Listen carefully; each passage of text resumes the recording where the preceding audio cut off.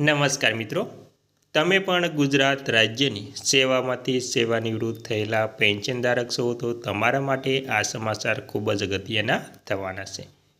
તો મિત્રો 2006 પછી નિવૃત્ત થયેલા પેન્શનરો માટે 5 નવા નિયમ બદલાયા. તો મિત્રો ગુજરાત સરકાર તેમના નિવૃત્ત કર્મચારીઓ માટે ઘણી મોટી ભેટો જાહેર કરતી રહી છે અને કરે છે.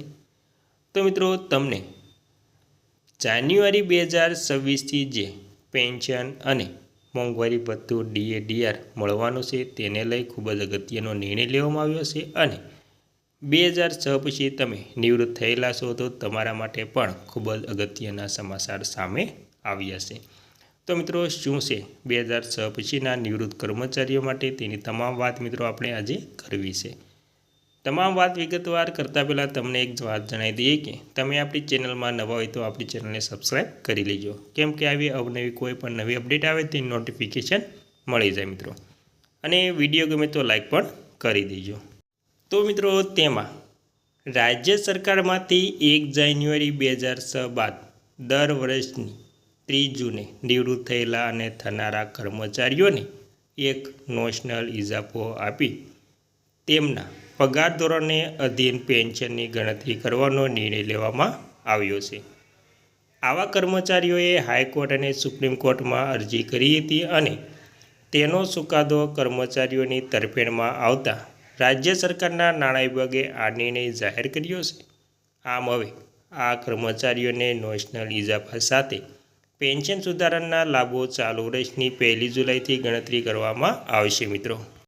અને મિત્રો ત્યારબાદ વાત કરીએ તો રાજ્ય સરકારમાં ઘણાય કર્મચારીઓ અને અધિકારીઓ એવા છે જેમની ચોક્કસ જન્મ તારીખ ન હોવાથી પ્રમાણિત જન્મ તારીખ 1 જૂન લખાય છે.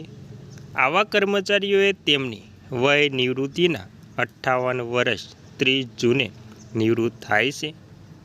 સરકારમાં પગારના નિયમો અનુસાર પગાર ધોરણનો ઇજાફો 1 જુલાઈથી ગણતરી કરીને લાગુ કરવામાં આવે છે. જો કે આવા કર્મચારીઓ ઇજાફાની ગણતરીને ધ્યાનમાં લેવાના 1 દિવસ પહેલાં જ નિવૃત્ત થતા હોવાથી તેમને નોકરી કરી હોવા છતાં ઇજાફો મળતો ન હતો.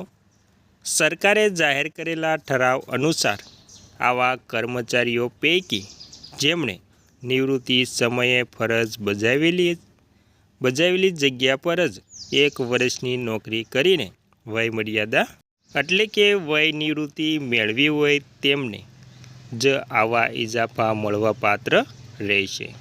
અને મિત્રો પંચાયત સેવા અનુદાનિત સંસ્થાઓના કર્મચારીઓને પણ આ નિર્ણય લાગુ પડશે મિત્રો.